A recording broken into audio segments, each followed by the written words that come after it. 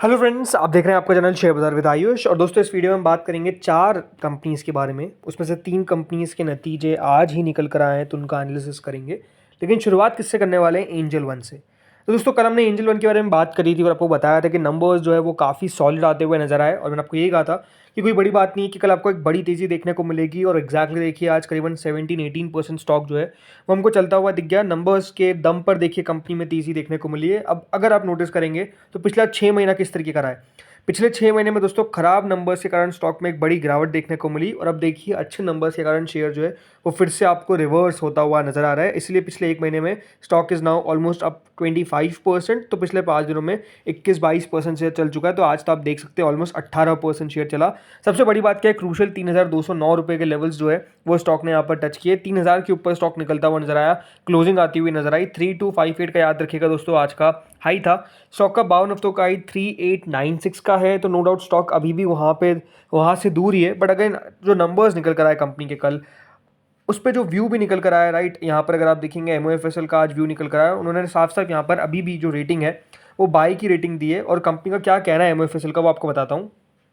तो देखिए, angel one के जब नंबर्स निकल कर आए तो कंपनी ने ऑलमोस्ट 40% की ग्रोथ अपने प्रॉफिट में दिखाई। जो एमओएफएसएल यानी मोतीलाल ओसवाल फाइनेंशियल सर्विसेज का जो यहाँ पर कह सकते हैं एस्टिमेट था, उससे भी 5% ऊपर था, राइट। सो यहाँ पर जो 29% की ग्रोथ देखने को मिली है वो ग्रॉस ब्रोकिंग बिजनेस में देखने को मिली है, जिसमें एफ सेगमेंट अपने आप में बहुत हेल्दी कंट्रीब्यूटर है। अब हमेशा ये बात ध्यान रखिएगा कि जो ब्रोकिंग के बिजनेस होते हैं उनमें डेफिनेटली वॉल्यूम अपने आप में एक बड़ा गेम प्ले करता है, कस्टमर्स सेकंड गेम प्ले करते हैं। अब जिस तरीके से हम देख सकते हैं कि डेफिनेटली एफ के अंदर जो चेंजेस हो रहे हैं उससे कितना असर ब्रोकिंग कंपनीज के नंबर्स पे पड़ेगा, आई थिंक वो अगले क्वार्टर से बेटर हमको पता चलेगा।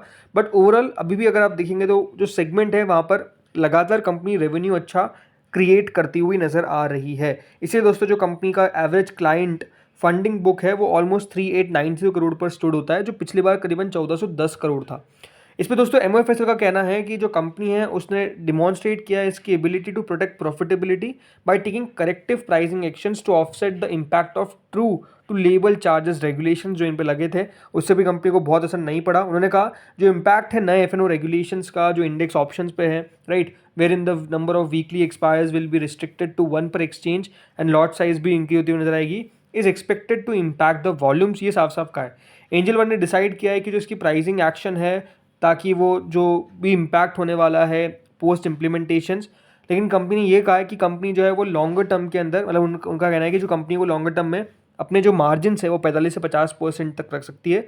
इसके अलावा जो कंपनी के नए बिजनेस है जैसे distribution of loans, fix deposit, wealth management और एएमसी, ये भी ट्रैक्शन जो है वो बेसिकली गेन करते हुए नजर आएंगे। इसीलिए टारगेट नहीं दिया, बट बाय रिकमेंडेशन के साथ जो है वो कंपनी के ऊपर अभी भी वो बने हुए हैं। तो जैसा मैंने कहा कि देखिए, ब्रोकिंग बिजनेसेस, ये जो सारी कंपनीज है, इनके जो नंबर्स है, राइट, वो अगले क्वार्टर में किस तरीके के रहेंगे वो अपने आप में एक बहुत इंपॉर्टेंट चीज़ है। उसके ऊपर हमको आई थिंक फोकस करना पड़ेगा, बिकॉज उससे होगा क्या ना, सीधे जैसे मैंने कहा वॉल्यूम के ऊपर असर पड़ेगा। तो आई थिंक वो डिपेंड करता है कि वो कितना यहाँ पर असर डालता है, खराब डालता है, कितना खराब डालता है।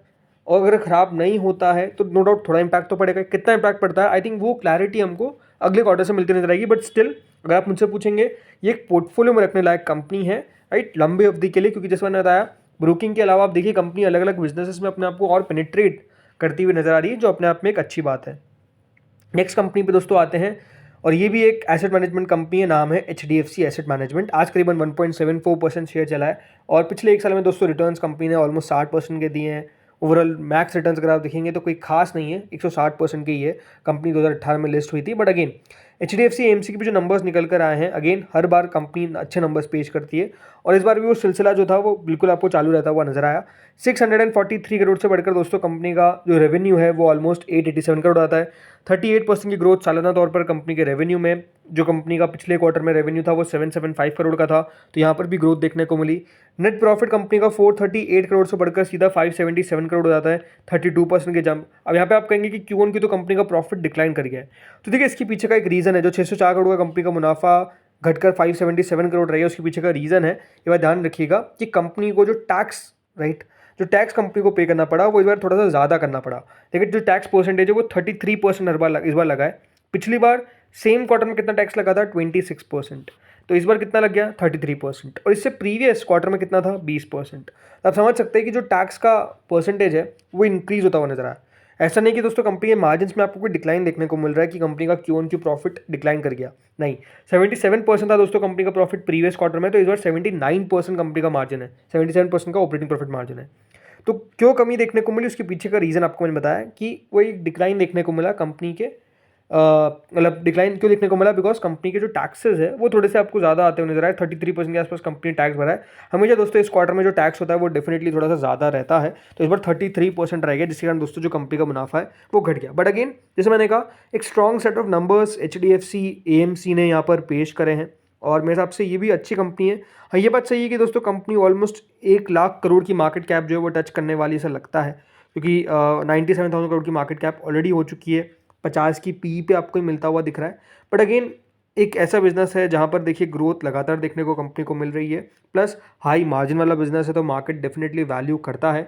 अगर मैं बात करता हूँ इसके पीयर्स से, राइट, तो पीयर्स में एग्जैक्ट अगर देखा जाए तो देखिए UTI AMC है जो करीबन 20 की पी पे मिलता है, HDFC AMC उसके सामने आप देखिए 44 की पी पे मिलता है, आदित्य बिरला सन लाइफ भी दोस्तों करीबन 23-24 की पी पे मिलता है। तो थोड़ा सा वैल्यूएशन मेरे हिसाब से थोड़ा सा इसका ज़्यादा आपको देखने को जरूर मिल जाता है। बट अगेन इसके साथ जो ब्रांड जुड़ता है वो ऑब्वियस सी बात है HDFC है, तो थोड़ी सी वैल्यूएशन इसलिए मेरे हिसाब से ज़्यादा मिलती है, राइट। तो नंबर्स अच्छे हैं, आई थिंक इस पर रिएक्शन देखते हैं कल किस तरीके का निकल कर आता है। बट ओवरऑल लगातार देखिए कंपनी जो है वो ग्रो करती हुई नज़र आ रही है। अगली कंपनी दोस्तों आते हैं जिसका नाम है KEI इंडस्ट्रीज़। इसके भी आज नंबर्स निकल कर आने थे, नंबर्स का वेट हो रहा था और नंबर्स निकल कर आ चुके हैं। वैसे देखिए शेयर आज 2% के आसपास चलता हुआ नजर आया, और अपने आप में देखिए KEI अपने लॉन्ग टर्म के अंदर अगर आपने रखा है तो one of the big contributors रहा है, देखिए यहाँ पर, जिसने कंपाउंड करा है वेल्थ को अगर आपने पोर्टफोलियो में रखा। नो डाउट पिछले 1 साल में दोस्तों रिटर्न 74% के, तो पिछले 5 साल में स्टॉक ऑलमोस्ट आपको 800% के करीब बढ़ता हुआ नजर आया। तो रिटर्न्स तो जैसे मैंने कहा काफ़ी शानदार कंपनी डिलीवर करें। सो नंबर्स की देखिए बात कर लेते हैं। याद रखिएगा जो फिगर है वो मिलियन में है, तो मैं आपको करोड़ में कन्वर्ट करके बोलूँगा। सबसे पहले दोस्तों कंपनी का कितना यहाँ पर बेसिकली रेवेन्यू फ्रॉम ऑपरेशन रहा है, राइट। सो देखिए जो कंपनी का रेवेन्यू फ्रॉम ऑपरेशन था लास्ट ईयर सेम क्वार्टर में वो करीबन 1944 करोड़ था, करीबन 1944 करोड़। वो इस बार दोस्तों बढ़कर करीबन 2279 करोड़ पर हमको आता हुआ नजर आया, यानी कंपनी के रेवेन्यू के अंदर ओवरऑल आपको एक इंक्रीज देखने को मिला है।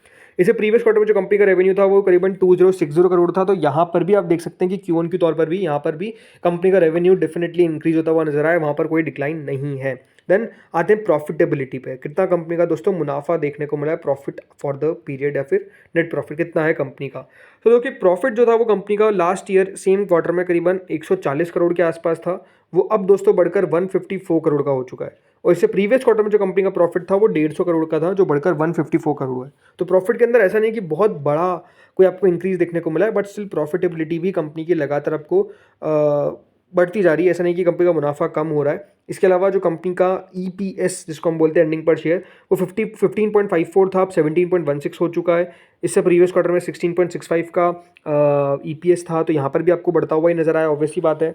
इसके अलावा जो कंपनी के मार्जिन्स है उसमें थोड़ा सा दोस्तों ज़रूर हमको एक डिक्लाइन देखने को मिला है। कंपनी के मार्जिन्स 9.7% पर आ चुके हैं, जो पहले 10.4% के आसपास थे सालाना तौर पर, तो वहाँ पर ज़रूर एक थोड़ा सा डिक्लाइन देखने को मिला है। बट स्टिल KI के नंबर्स के बारे में ये कह सकते हैं कि देखिए नंबर्स एवरेज हैं, ऐसा नहीं है कि बहुत शानदार है, बट ऐसा भी नहीं कि कोई खराब नंबर्स हमको आते हुए नजर आए। 9-10% की ग्रोथ कंपनी के प्रॉफिट में है, 17% की ग्रोथ कंपनी के रेवेन्यू के अंदर है सालाना तौर पर। EBITDA भी कंपनी का करीबन 9% के आसपास बढ़ता हुआ नजर आया, 220 करोड़ पर आया है। सो आई थिंक वही है। बट अगेन क्योंकि श्योर पिछले 1 महीने में आप देखेंगे तो 5-6% चला है, पिछले 5 दिनों में 10% चल गया है, तो स्टॉक में एक अच्छा रनअप देखने को मिला है। इस नंबर्स पे क्या लगता है मुझे, इस नंबर से मुझे लगता है कि थोड़ी बहुत गिरावट हो सकता है कि कल के सेशन में बन जाए, बट स्टिल कंपनी बढ़िया है लॉन्ग टर्म के लिए, यहाँ पर भी मुझे कोई दिक्कत नज़र नहीं आती है। आखिरी कंपनी दोस्तों आते हैं जो है SG Finserv। देखिए ये कंपनी अगर देखेंगे तो पिछले 1 साल के अंदर कुछ भी खास नहीं किया है, 11-12% स्टॉक बल्कि नीचे गया है, लेकिन पिछले 5 साल में रिटर्न्स आप देखिए 17,000% के रिटर्न आपको देखने को मिल जाएंगे। सो ये भी जो कंपनी है वो डेफिनेटली फाइनेंस से जुड़ी हुई है, फिनजर्व नाम आपको पता ही है, राइट। सो सेल्स, अब कंपनी की सेल देखिए 43 करोड़ से घटकर सीधा 30 करोड़ पर आ गई है। इससे प्रीवियस क्वार्टर में जो कंपनी की सेल थी वो 43.5 करोड़ थी, यहाँ पर भी 30.9 करोड़ पर आई, यानी कंपनी की सेल में 30% का बड़ा डिक्लाइन देखने को मिला है। वही जो दोस्तों कंपनी का प्रॉफिट था प्रीवियस ईयर इस क्वार्टर में वो 17.5 करोड़ था। इस बार ऑब्वियसली बात है रेवेन्यू अगर डाउन गया तो प्रॉफिट भी डाउन गया है, मात्र 14 करोड़ पर आ गया है, 19% डिक्लाइन। और इससे प्रीवियस क्वार्टर में कंपनी का प्रॉफिट 20 करोड़ के आसपास का था, तो ऑब्वियसली बात है यहाँ पर भी आपको एक बड़ी कमी देखने को मिली है। अगर हम कंपनी को दोस्तों टीटीएम बेसिस पे देखते हैं तो आप ज़रूर देखेंगे कि डेफिनेटली कंपनी की ग्रोथ बहुत तेज़ी से हुई, मतलब 41 करोड़ का रेवेन्यू, देन 190, अब 185 करोड़ का रह गया। इसलिए देखिए स्टॉक भी चलता हुआ नजर आ गया। बट आई थिंक बेटर क्या है कि ऐसी कंपनी से थोड़ा सा दूर रहना चाहिए, बिकॉज याद रखिएगा ये 1-2 क्वार्टर में बढ़िया खट जाते हैं तो उससे स्टॉक भी चल जाता है। बट अगेन ये कि लॉन्ग टर्म की स्टोरी होनी चाहिए, आई थिंक वो सबसे इंपॉर्टेंट है। और वही अभी मेरा थोड़ी सी मिसिंग देखने को मिल रही है, इसलिए शेयर 600 रुपये के हाई बनाया था, नाउ 492 रुपीज़ पे आपको करंटली मिलता हुआ दिख रहा है। और नंबर्स भी जैसा मैंने कहा वीक किया है। और एक बार ध्यान रखिएगा ये कंपनी सिर्फ BSE लिस्टेड है, तो मैं आपसे कल ये शेयर और गिरता हुआ नजर आएगा इन नंबर्स पे। तो दोस्तों इस वीडियो में तो इतना ही था। होपफुली आपको वीडियो बढ़िया लगा होगा। अगर लगा तो लाइक कर देना, चैनल से पहली बार जुड़े हो सब्सक्राइब कर देना। Thank you friends for watching this video.